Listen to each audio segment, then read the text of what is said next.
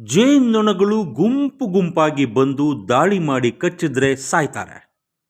ಸೂಕ್ತ ಟೈಮಲ್ಲಿ ಚಿಕಿತ್ಸೆ ಸಿಗದೆ ಹೋದರೆ ಸಾವು ಕಟ್ಟಿಟ್ಟ ಬುತ್ತಿ.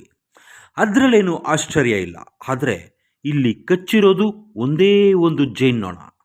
ಅಷ್ಟಕ್ಕೆ ಬಾಲಿವುಡ್ ಸ್ಟಾರ್ ನಟಿ ಕರಿಷ್ಮಾ ಕಪೂರ್ ಅವರ ಮಾಜಿ ಪತಿ ಉದ್ಯಮಿ ಮೃತಪಟ್ಟಿದ್ದಾರೆ. ಸೋನಾ ಕಾಮ್ಸ್ಟಾರ್ ಸಂಸ್ಥೆ ಅಧ್ಯಕ್ಷ ಸಂಜಯ್ ಕಪೂರ್ ಭಾರತದ ಹೆಸರಾಂತ ಉದ್ಯಮಿಗಳಲ್ಲಿ ಒಬ್ಬರು. ಆಟೋಮೊಬೈಲ್ ಕ್ಷೇತ್ರದಲ್ಲಂತೂ ಸಂಜಯ್ ಕಪೂರ್ ಅವರದ್ದು ದೊಡ್ಡ ಹೆಸರು. ಅವರು ಇಂಗ್ಲೆಂಡ್ನಲ್ಲಿ ನಡೆದ ಪೋಲೋ ಪಂದ್ಯಾವಳಿ ವೇಳೆ ಆಕಸ್ಮಿಕವಾಗಿ ಜೇನ್ನೊಣ ಕಚ್ಚಿ ಹಾರ್ಟ್ ಅಟ್ಯಾಕ್ ಆಗಿ ಮೃತಪಟ್ಟಿದ್ದಾರೆ. ಅವರಿಗೆ ಜಸ್ಟ್ 53 ವರ್ಷ ವಯಸ್ಸಾಗಿತ್ತು. ನಿಜಕ್ಕೂ ಆಗಿದ್ದೇನೆಂದರೆ, ಇಂಗ್ಲೆಂಡ್ನಲ್ಲಿ ಪೋಲೋ ಆಡ್ತಿದ್ದಾಗ ಒಂದು ಜೇನ್ನೊಣ ಸಂಜಯ್ ಕಪೂರ್ ಅವರ ಬಾಯಿಗೆ ಹೋಗಿದೆ. ಜೇನ್ನೊಣವನ್ನು ಸಂಜಯ್ ಕಪೂರ್ ನುಂಗ್ಬಿಟ್ಟಿದ್ದಾರೆ. ಆದರೆ ಅದಾದ ಕೆಲವೇ ನಿಮಿಷಗಳಲ್ಲಿ ಹಾರ್ಟ್ ಅಟ್ಯಾಕ್ ಆಗಿದೆ. ಸಂಜಯ್ ಕಪೂರ್ ಪೋಲೋ ಕ್ರೀಡೆಯಲ್ಲಿ ಒಳ್ಳೆ ಹೆಸರು ಮಾಡಿದ್ದಾರೆ. ಆಟಗಾರರು ಕುದುರೆ ಮೇಲೆ ಕೂತ್ಕೊಂಡು ಎದುರಾಳಿ ತಂಡದ ವಿರುದ್ಧ ಗೋಲು ಗಳಿಸೋದು, ಅಂದರೆ ಗ್ರೌಂಡಲ್ಲಿ ಫುಟ್ಬಾಲ್ ಆಡ್ತೀವಲ್ಲ ಹಾಗೆ ಕುದುರೆ ಮೇಲೆ ಕೂತ್ಕೊಂಡು ಗಾಲ್ಫ್ ಆಡೋದು, ಅದು ಪೋಲೋ ಅಂತಾರೆ. 53ನೇ ವಯಸ್ಸಿನಲ್ಲಿ ಪೋಲೋ ಆಡ್ತಿದ್ರು ಅಂದರೆ ಸಂಜಯ್ ಕಪೂರ್ ಫಿಟ್ ಆಗಿದ್ರು ಅಂತಾನೆ ಅರ್ಥ. ಹೀಗಿದ್ರು ಜೇನ್ನೊಣ ನುಂಗಿದ ತಕ್ಷಣ ಸತ್ತಿದ್ದ ಹಾಗೆ. ಜೇನ್ನೊಣ ನುಂಗಿದ್ರೆ ಸಮಸ್ಯೆ ಅಲ್ಲ, ಗಂಟಲೊಳಗಡೆ ಹೋಗಿ ಕಚ್ಚಿದ್ರೆ ಸಮಸ್ಯೆ. ಜೇನ್ನೊಣನ ನುಂಗೋದ್ರಿಂದ ಗಂಭೀರ ಪ್ರಾಬ್ಲಮ್ ಎದುರಾಗುತ್ತೆ ಅನ್ನೋ ಚಾನ್ಸ್ ಭಾಳ ಕಡಿಮೆ.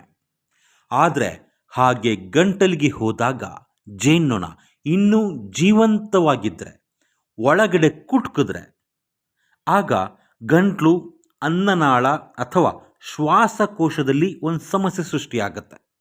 ಸಾಮಾನ್ಯವಾಗಿ ಜೇನ್ನೊಣ ಕುಟುಕಿದಾಗ ಅನಾಫಿಲಾಕ್ಟಿಕ್ ಅನ್ನೋ ರಿಯಾಕ್ಷನ್ ಆಗುತ್ತೆ, ಹೈಪೋಕ್ಸಿಯಾ ಆಗುತ್ತೆ.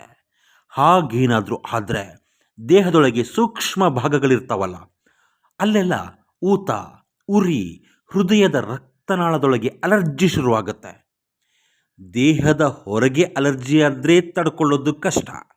ಅಂಥದ್ರಲ್ಲಿ ದೇಹದ ಒಳಗೆ ಅಲರ್ಜಿ ಆದರೆ ಇಡೀ ದೇಹದಲ್ಲಿ ಹೇಳ್ಕೊಳ್ಳೋಕ್ಕಾಗದೇ ಇರುವಂಥ ಒಂದು ಟೆನ್ಷನ್ ಕ್ರಿಯೇಟ್ ಆಗುತ್ತೆ.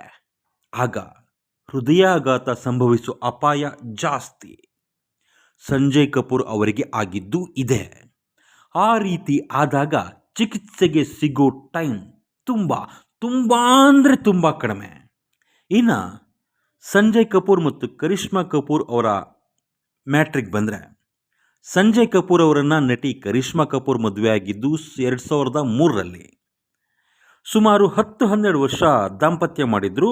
ಅದಾದಮೇಲೆ ಇಬ್ಬರು ಡೈವರ್ಸ್ ತೊಗೊಂಡ್ರು.